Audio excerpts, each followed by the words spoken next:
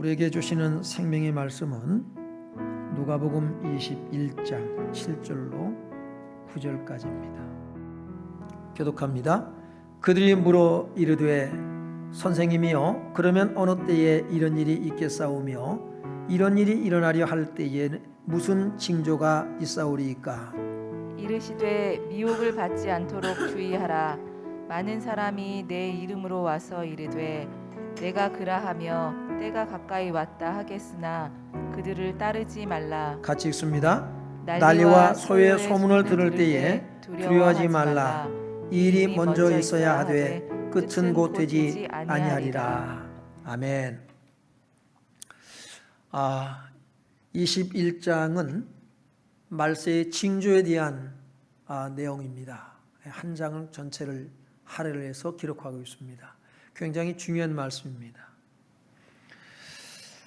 지난주에 제자들이 자랑스럽게 여기는 예루살렘 성전, 그 성전이 무너지는데 돌 하나도 돌 위에 남지 아니하고 다 무너지리라 라고 예수님께서 말씀을 하셨습니다.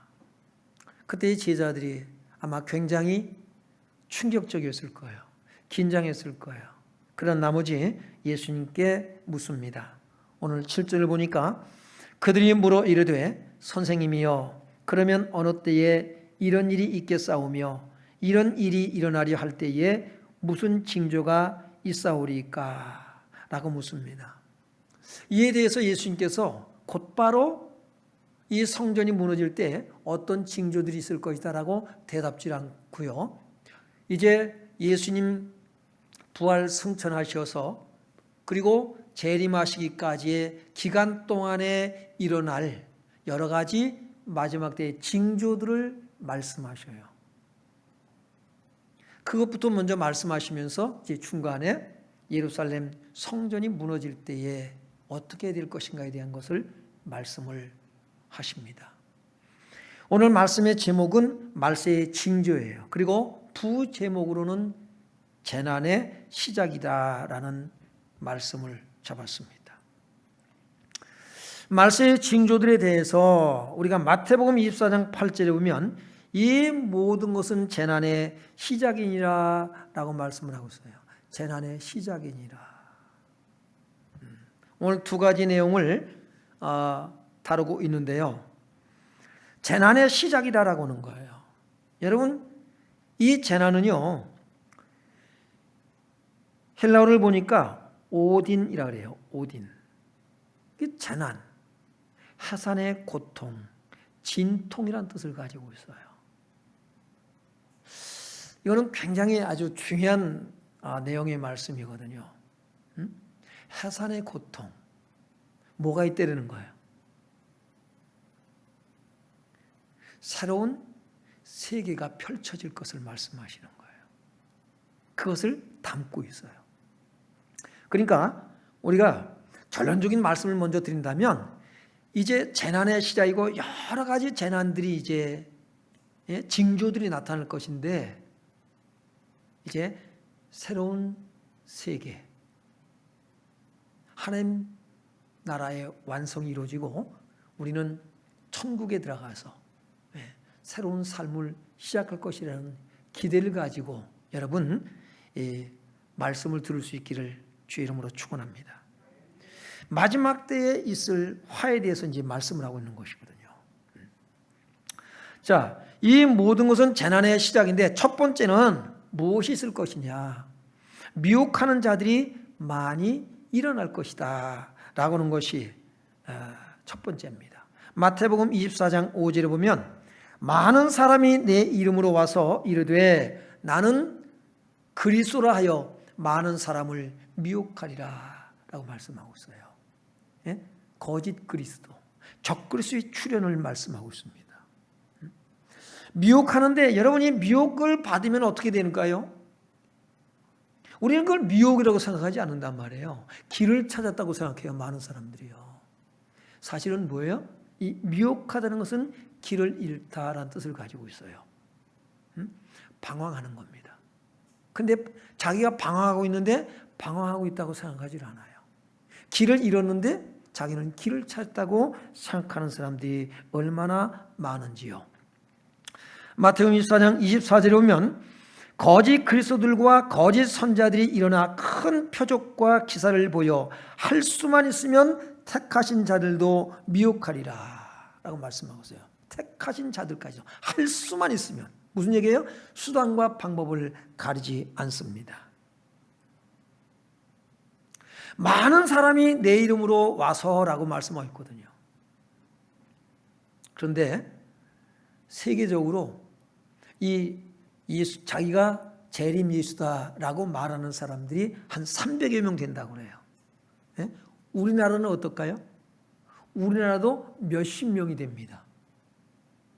예, 몇십 명이 돼요. 자기가 재림 예수라는 거예요. 내가 그리스도다. 이렇게 말하는 사람들이 굉장히 많아요. 대표적인 사람들 몇 사람들이 있죠. 예? 그것이 신천지의 이만희, 또 JMS 정명서, 이런 사람들이요. 또 어떤 사람은 아버지 하나님이 계시면 어머니 하나님도 있어야 되지 않냐, 이래가지고 자기가 어머니 하나님이다 라고 말하는 하나님의 교회, 장길자라는 분이 어머니 하나님이라는 거예요. 그런데 많은 사람들이 지금 그들의 미혹돼서 그들에게 여러분 빠져 있다고 하는 것입니다. 좀 심각한 지경이거든요, 사실은요. 사도행전에도 여러분 거짓 그리스도들이 등장을 하고 있거든요. 예? 드다라고 하는 사람, 또 갈릴리 유다라고 하는 사람들, 예. 그들이 와서 많은 사람을 미혹했습니다. 그들이 죽으니까 어떻게 될까요? 다 흩어져 버리는 거예요.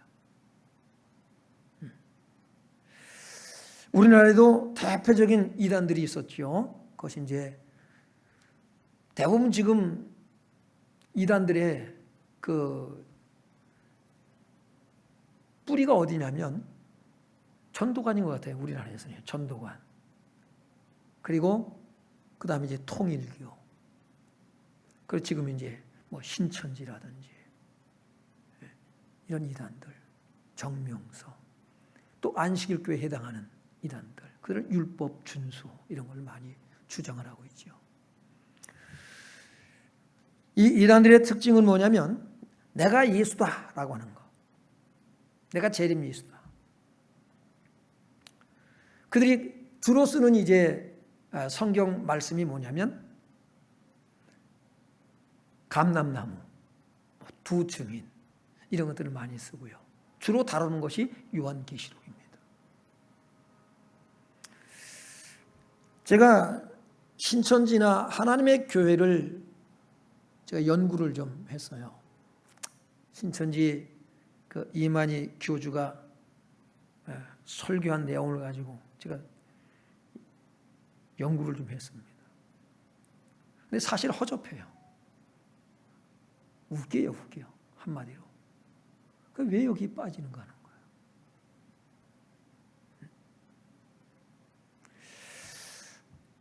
여러분,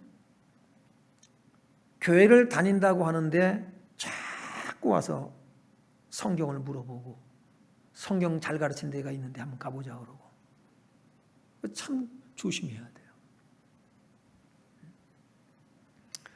신천지에서는 제가 창세기서부터 이렇게 쭉 다룬 내용들을 좀 분석을 하고 뭘 가르치는가 연구하면서 보니까 아담 이전에 사람이 살고 있었던 거 아세요? 라고 이렇게 질문을 던져오고 합니다. 그럼 기존 기독교인들이 어때요? 이거는 한 번도 들어보지 못한 얘기라는 거죠. 이게 쏠깃하는 거예요. 교회에서는 아담이 최초의 인간인데 그 전에 사람이 있었던 거 아세요? 정말이에요? 아담 전에 사람이 있었어요? 쏠깃하는 거예요. 근데 어디를 펴느냐? 창세기 4장을 펴는 거예요. 가인이 아벨을 쳐 죽이고 도망갈 때에 자기를 만나는 사람들이 자기를 죽일까 두렵다는 거죠. 보라고. 웃기는 겁니다. 아담 이전에 사람이 없어요. 창세기 2장을 그럼 보세요. 뭐라고 그랬어요? 하나님이 흙으로 아담을 창조하시고 아담의 갈비뼈로 여자를 또 창조하시잖아요. 하와를 창조하시잖아요. 그럼 어떤 관계냐? 뭐냐라는 거죠. 성경은 구속사로 기록이 되어 있어요. 아담이 가인과 아벨만 낳은 것이 아니라 많은 자녀들을 낳았는데 구속사로 기록하기 때문에 거기서 사건 하나를 건져낸 거라 끄집어내서 기록하고 있는 게 가인과 아벨의 사건인 거예요. 그런 말씀들에 대해서 잘 모르니까 쏠깃해서 새로운 말에 비유풀이 이런 거에 쏘가 넘어갑니다. 이단들의 특징은 세대주의적인 해석을 해요. 세대마다 시대마다 뭐냐면 하나님의 구원의 방식을 바꿨다 이렇게 얘기를 합니다. 그리고 문자주의적인 이 해석 이것도 조심해야 될 부분들이 많이 있는 거예요. 우리가 문자적으로 해석해야 될 부분, 그렇지 않을 부분 이런 것들이 있거든요. 운율적으로 풀어야 될 부분들도 있고 하기 때문에 이단들의 이런 갖은 괴계에 여러분이 미혹되지 않기를 주의 이름으로 축원합니다. 그리고 뭘 얘기하냐면 이만희 교주가 육체 영생을 준다라는 거죠. 죽지 않는다는 거예요. 그래서 육체 영생을 얻었기 때문에. 고린도서 15장 50절에 보면 혈과 육은 하나님의 나라를 이어받을 수 없고 썩는 것은 썩어지지 아니하는 것을 유업으로 받지 못하느니라. 이 말씀에 위배되는 말을 하고 있는 거예요. 신천지를 만났을 때 물어봐서요. 이만희 죽습니까? 안 죽습니까? 안 죽는다고. 죽으면 어떡할래요? 죽으면 자기가 다시 돌아오겠대요. 교회로. 죽으면. 그럴까요? 또 바꿀 겁니다. 14만 4천. 이단들이 주로 쓰는 단어가 뭐냐면 말씀이 14만 4천 구원받는 거예요. 신천지가 14만 4천이 차면은 이제 세상 끝난 것이다 라고 얘기를 했어요. 근데 14만 4천이 그들이 넘었습니다. 이제 말을 바꿔야지. 이단들의 특징이 그런 것이라는 거예요. 이게 문자적으로 해석하는 거예요. 14만 4천 명만 구원받는다. 나중에 이제 기회가 되면 14만 4천이 어떤 의미인가 이제 그런 것들에 대해서는 구체적으로 얘기를 하고요. 오늘 아무튼 간에 마지막 때에 우리가 주의해야 될 것은 미혹하는 자들이 많이 일어날 것이다라는 거예요. 적그리스도의 출현. 우리나라에도 몇 명이라고요? 굉장히 많아요. 저는 한 40여 명 이렇게 알고 있는데 어느 주석에 보니까 80명 얘기를 하더라고 우리나라에. 80명까지 된다고. 그래서 야 이게 뭐 그게 알려진 사람만 몇 사람인 거고 비공식적인 사람들이 그들까지도 아마 이 숫자에 있는 것 같아요. 굉장히 많습니다. 고린도서 11장 4절에 보면 만일 누가 가서 우리가 전파하지 아니한 다른 예수를 전파하거나 혹은 너희가 받지 아니한 다른 영을 받게 하거나 혹은 너희가 받지 아니한 다른 복음을 받게 할 때에는 너희가 잘 용납하는구나 라고 말씀하고 있어요. 이단들이 왜 이렇게 쉽게 넘어가는지요.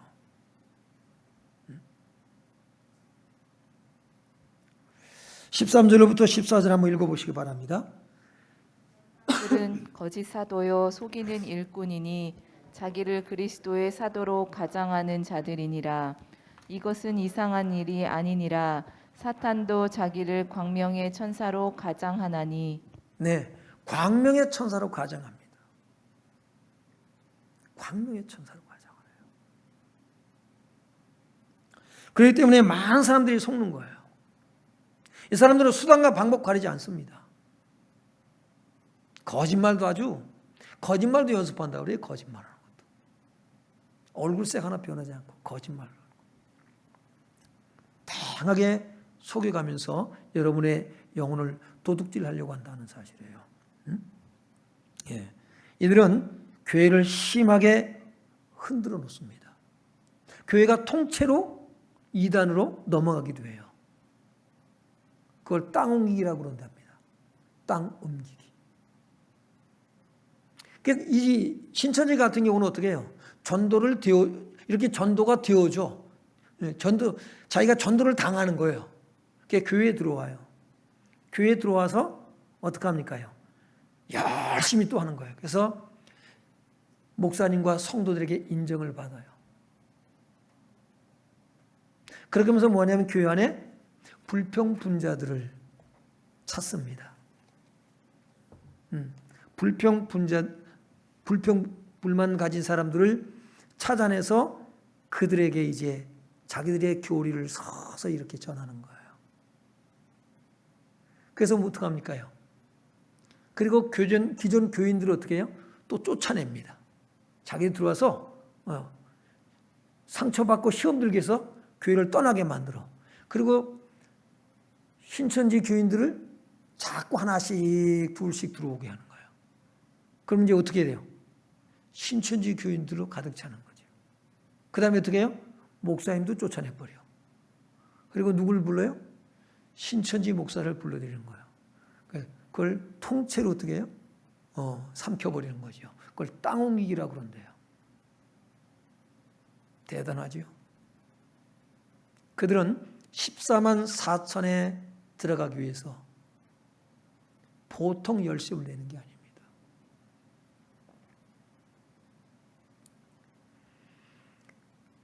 그러니까 하여튼 직장도 포기해버리고 학교도 포기하고 왜? 13만 4천에 들어가야 되니까 구원받아야 되니까 목숨을 거는 거예요. 목숨을 걸어. 여러분 주의해야 됩니다. 주의해야 돼요. 특히 이단들에 대해서요.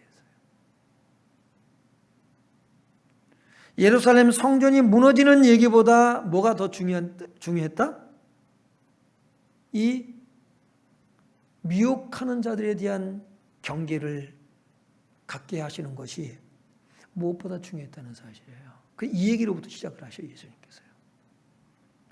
두 번째는 뭐냐면 9절을 보면은 난리와 소유의 소문을 들을 것이다 라고 말씀하고 있어요.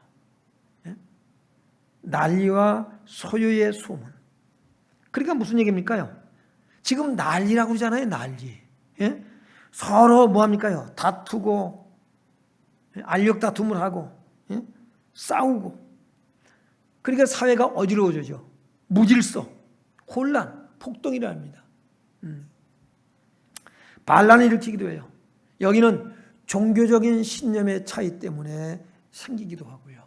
또 사회적인 어떤 이념, 사상 이런 것들로 인해서 여러분 서로 분쟁을 하고 서로 싸우고 반란을 일으키고 이런 일들이 많이 일어나고 있어요. 그래도 우리나라는 아직은 안정적이다 그러는데 글쎄요. 불신이 점점 어떻게 해요? 커가고 있어요. 우리나라가 지금 자꾸만 진영 논리에 빠져들어요. 내 편이 아니면 다 적이에요. 우리나라도 그렇게 가고 있어요. 정치인들이 이런 걸 또 이용을 해요. 그래서 국민들이 정신을 똑바로 차리지 않으면 안 됩니다. 종교적인 문제, 사회적인 문제, 자꾸 혼돈 가운데 빠져들고 있는 것을 보게 됩니다. 그런데 이런 일이 일어날 것이고 이런 소문을 너희가 들을 것이다 라고 말씀하고 있어요. 10절부터 11절에 보면 구체적으로 그 얘기를 하고 있습니다. 그렇죠? 민족이 민족을, 나라가 나라를 대적하여 일어나겠고 곳곳에 큰 지진과 기근과 전염병이 있겠고 또 무서운 일과 하늘로부터 큰 징조들이 있으리라. 여러분, 코로나가 온 세계를 갖다가 장악했습니다. 정복해 버렸어요. 이 세상에 마스크 안 써본 사람이 하나도 없어요. 우리가 예배를 드려 지금 마스크를 쓰고 있잖아요.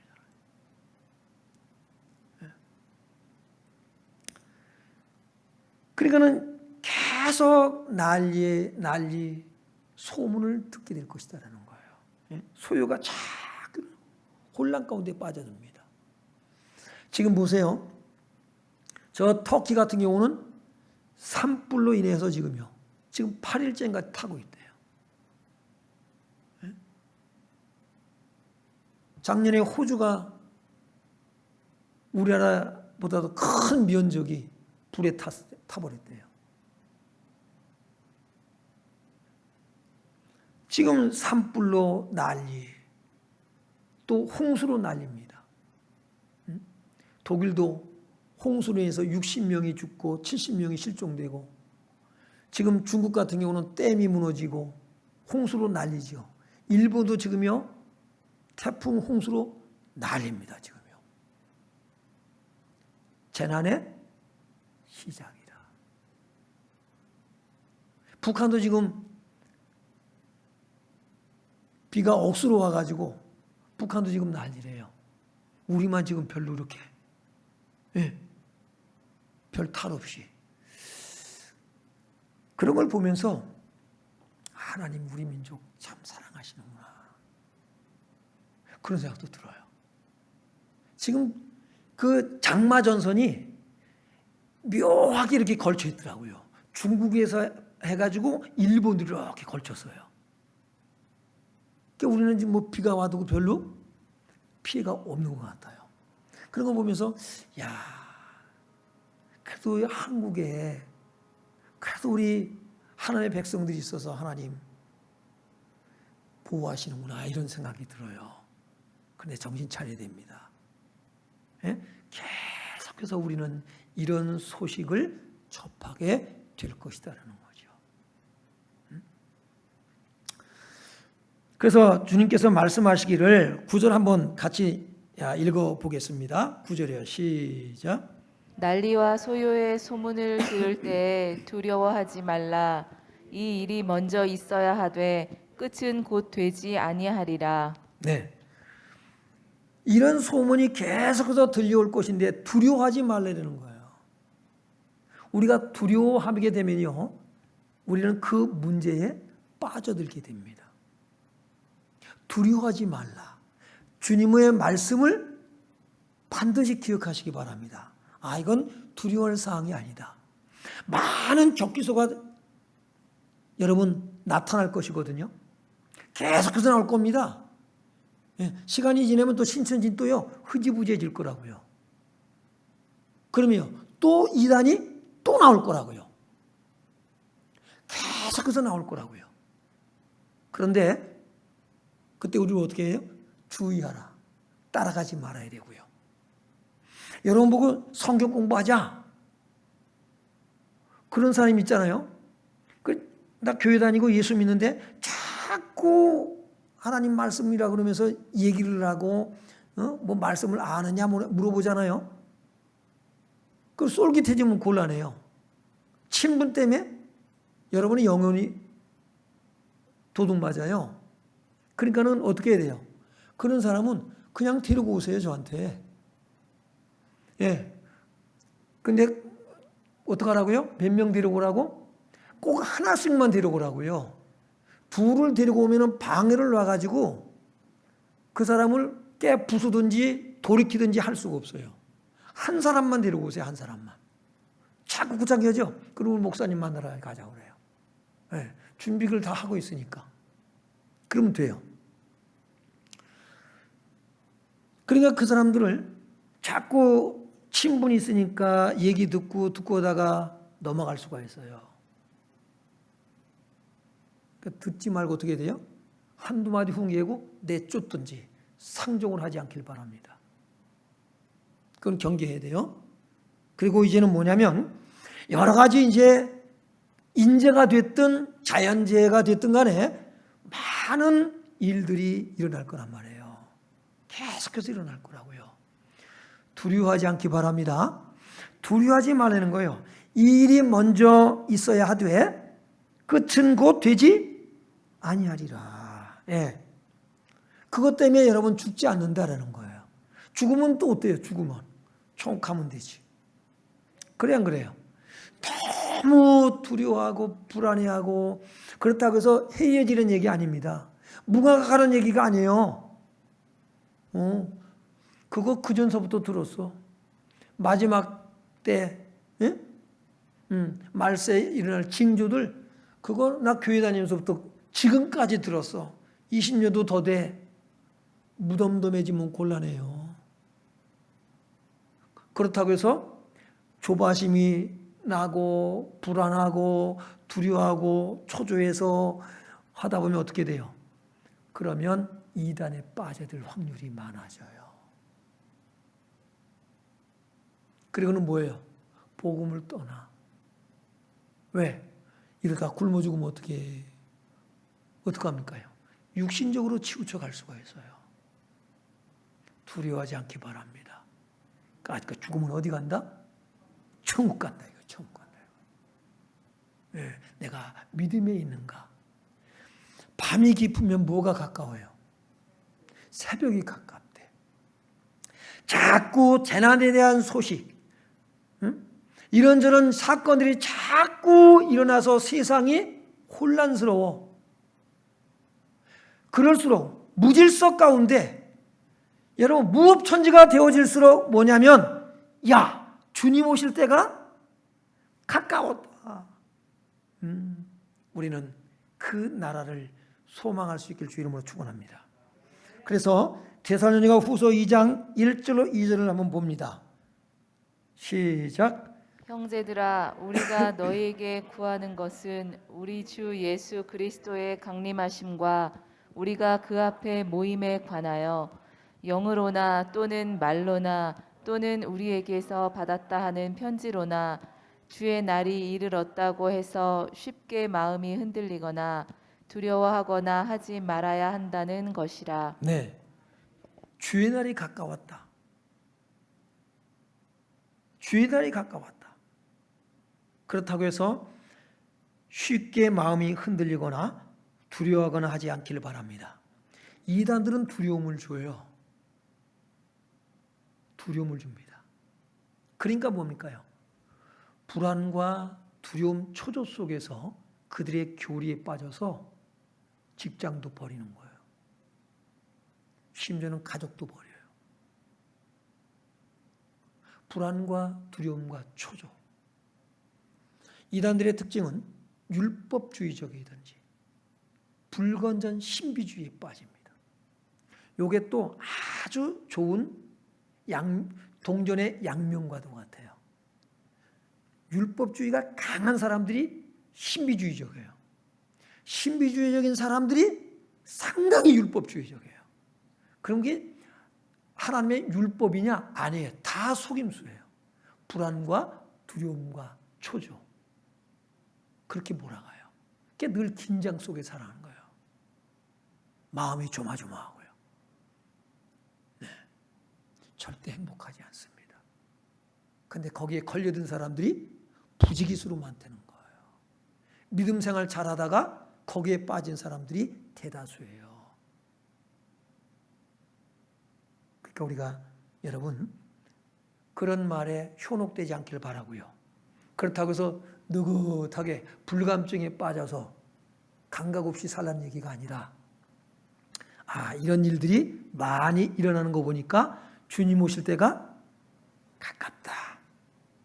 할렐루야 아니에요. 할렐루야인 거예요. 예, 할렐루야인 거예요. 그래서 우리가 아까 말씀 본 대로요.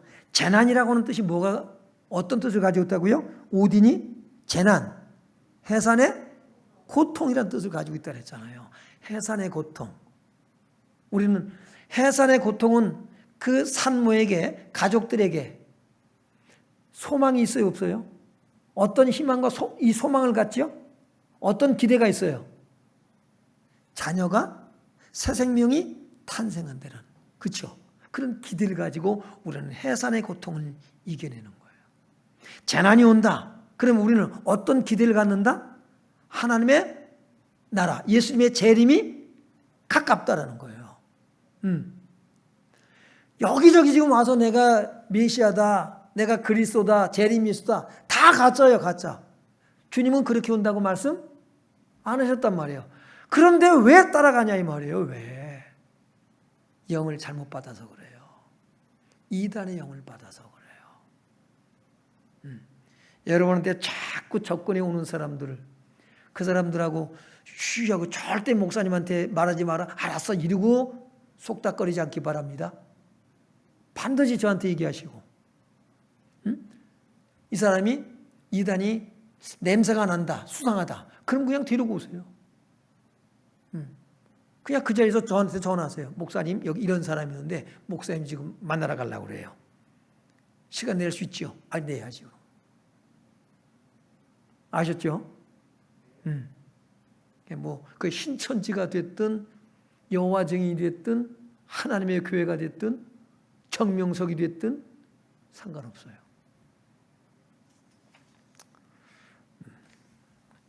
허접지 않은 것들이에요, 사실이요.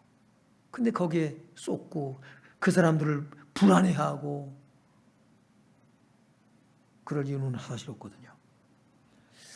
여러분은 그리스도 안에 있기 때문에 이제는 여러분이 두려워하지 않길 바랍니다. 이제 여러 가지 징조들에 대해서 이제 말씀할 것인데, 말씀드리는데, 그럴수록 우리는 슬기로운 다섯 처녀처럼 신랑으로 오실 예수님을 맞이할 준비된 처녀와 같이 말씀과 기도에 깨어 살아가는 삶이 되길 주의 이름으로 축원합니다.